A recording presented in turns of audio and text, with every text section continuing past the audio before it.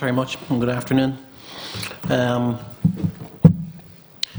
prospect of commenting on the reform progress of government is really outside of my brief to one extent as a humble public servant, so it's a treacherous task indeed. But what I've done is just focus from where I sit and the role I play in the health environment. What do we see and what is it that's being reformed and what's happening to it as we're thinking about reforming it? I'm using financial information to do that. And in doing that, I don't wish to confuse the notion that I don't think there's any limit on equity or fairness dependent on the resource availability. I think that's probably more an attitude of mind and policy than resource availability. And our health system expenditure is typically based, just to pick up a little bit on the introductory comments, on how sick we are, how much we pay ourselves, what we pay for third-party goods and services like drugs and medicines and technologies, and the degree to which we then have a contract with ourselves that says we provide a range of care, be it hospital or social care. Just very briefly, and I don't want to get lost in data, the HSE's budget this year effectively sets a target of reducing costs by 750 million, and that's on top of reductions of nearly 2 billion in the previous 2 years. So the scale of what is going on financially in the Irish health environment is phenomenal in my experience of it. I'm 10 years in health, and I haven't seen these scales of reductions. And when I talk to people internationally in Holland or Germany or Denmark or anywhere else, their reflections are that what's going on in Ireland is truly unusual.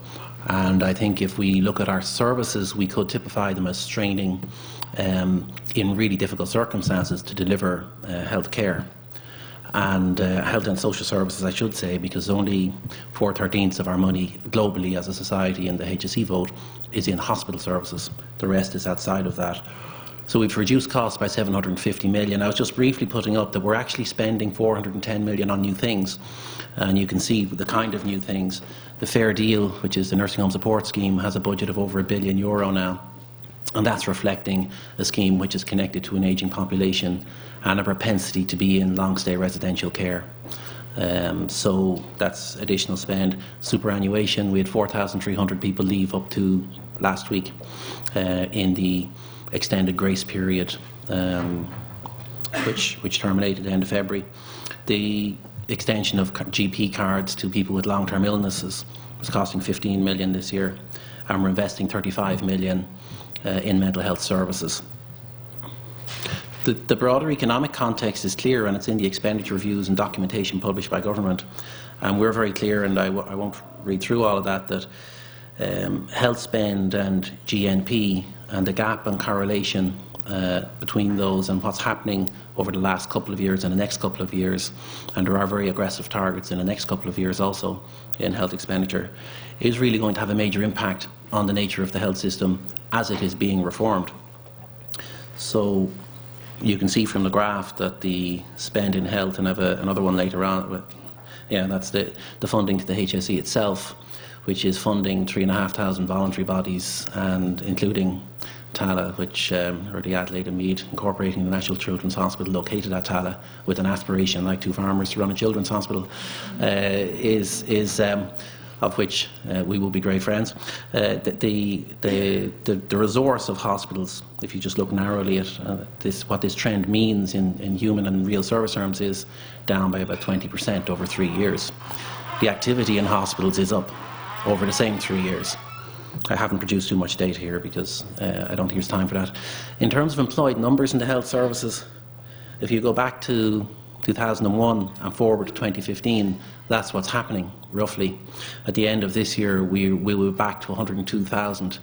And what's happening within the HSE, or within don't worry about the HSE, it's only it's a name for the environment within which we operate. It will cease to exist, but the 102,000 people, or any number of people, will not, by and large. So the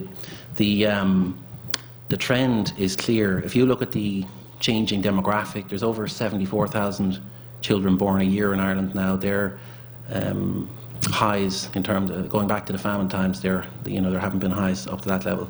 The ageing population is also, we're doing something unusual. We're aging quickly, and we're being born quite quickly as well. And we're doing more episodic care in the middle, with more costly and more effective interventions, with high technology and high drugs. So there's real choices within our healthcare environment about what we prioritise. And we have a strong focus, and I was just heard a little bit of the tail of discussion before lunch on episodic care and a hospital-centric view of care. There's another view within, probably within the room, but also within the health environment that I occupy at times, around a primarily primary care-driven approach to maintenance of wellness versus dealing with episodic sickness and the costs associated with that. Ultimately, we'll end up having to do a bit of both, I'm sure. Just briefly, those numbers are up a little bit since, but in terms of what's happening within the environment, the figure is over 4,300 now. That was a figure during February. And you can see that the health system is losing substantial numbers of staff. It is adjusting as best it can to the loss of staff, but we've been realistic in what we've said in our service plan and our commitments for 2012 to say that dealing with all of the effect of that much loss within a 2-month period. Just to express that, that's about just over 2 years retirements in the normal terms in the HSE environment. So we would have maybe 2,000 people a year retiring, but it's on top of an 8,000 reduction over the last 3 years. So it's quite significant. There is also recruitment taking place, and we are recruiting. Our numbers of doctors, consultants, is holding quite stably. Our expenditure on junior doctors in total is holding quite steady, but it's shifting from employment to locum cover. I don't want to get into too much detail because I know that is detail. Other areas of spend, we're looking at things like community drugs and the trend in drug costs. If you look at per capita data across Europe, which I haven't bothered with here, we'd be very high per capita consumers of drugs at this stage across Europe. And the cost of community drug schemes, which this year is an auspicious figure, it's 2.468 billion of the total vote is of the total budget of the HSE is in the area of community schemes, most of which is medical cards and drug payment scheme. There are other schemes in there like long-term illness and hardship and high-tech medicines, but the big pieces of it are medical cards. 40% of the population now has medical cards. And of course, in terms of the strategy, and I think Minister Shortall was here this morning, there's an intention to move to widespread free at the point of use provision of GP services. And indeed, I know many reports would have been produced that says for a society that is as developed as ours, most others would have a fully developed, relatively free at point of use primary care environment, which in some senses is a defence from growth in episodic care. Just practical things. There is a Universal Health Insurance Group, and I think it was referenced here. I sit on that, as does another person in this room. That's had one meeting, and in fact the point about communication, which was made a moment ago, was very clearly made there as well, that the notion of not just developing and implementing plans, but communicating them very clearly in terms of what the intention is and what the social value in the implementation of universal health insurance is, was very clearly identified. There is, separately but with connected members, a group looking also at primary care and the whole government strategy on primary care, and that's, I know, had a number of meetings at this stage. Childcare is moving from the HSE. It'll be the first piece you'll see moving outside of in terms of reform, not the UHI, but of the health and social care space. Childcare, which is about 550 million, is moving from the HSE to a separate agency under the Minister for the Department of Children and Youth Affairs. And it's already been segmented in financial terms and a separate service infrastructure put in place within the HSE, and that will move to the new agency, probably with effect, it would depend on the Minister, but from the 1st of January next, that agency will become apparent. I think the structure will be advertised on this Friday for that. So there is, that's the first piece of a physical change in the organisation that is the HSE. And legislation, the Minister is committed to and may have spoken about this morning, I think before in this term, legislation that will change to some extent the internal directorate structure of the HSE to focus more on care groups, areas of care, disability, mental health, acute, social inclusion, older persons, those kinds of streams, rather than the HSE at the moment is a geographically organised entity with management happening at the level of Kerry. So, coming forward on a county basis, not always county when you come into larger cities, but basically a county-based structure. It's shifting to an organisation that is more care group based.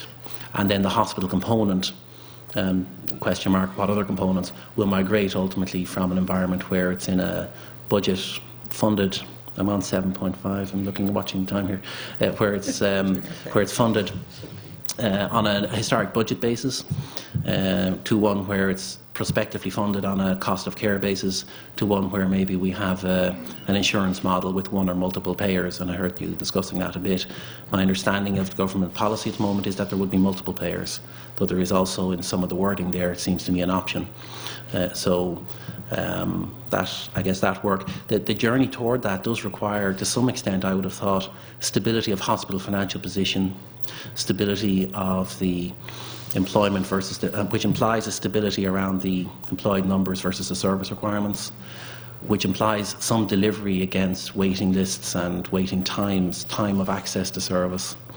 It seems difficult to contemplate introduction of an open access system without having solutions in place to deliver open access care. And yet, fairness and indeed the government strategy demand that of the health environment. Oh, that was the last slide. I was just like some of the practical challenges which would be discussed from the agreement that was entered into here around delivering in the health space, and the sort of issues that might be interacted between management and staff and people within the health environment would be those and many others. So the challenge, I think, of reforming the health environment, the thought I would leave you with from the sort of narrower experience that I would have on the finance side of health is that the health environment is changing very rapidly, arising from the financial circumstances we face, and that's already happening and it's going to continue to happen. And in some sense the challenge is what models of care can we best adapt that best deliver as the resource is declining, and what decisions do policymakers need to make that would support that. There are very difficult decisions within that, but I think inevitably if the system is to reform effectively in terms of meeting a societal need, then those sorts of decisions, I think, in terms of costs of care, and I should have said at the beginning, in most areas of care, 85%, 70 to 85% of the cost is a human cost of delivery. So a big challenge for, I think, any health environment will be how do you get, what's the best management of people before they're sick and then when they're sick that gives the best result possible for the resource that's available. Clinicians work best in that space. We've done some practical work, and I'm stopping now because I'm on 10.5 minutes. We've done some practical work with in my narrower field with clinicians on things like cost of care, and done projects around orthopaedics to see could we get a better result if we looked at clinical protocols and mixed the finances with it and funded on that basis. We did a bit of that. It worked very well and had some very interesting results. So I'll stop there because I'm out of time. Thanks.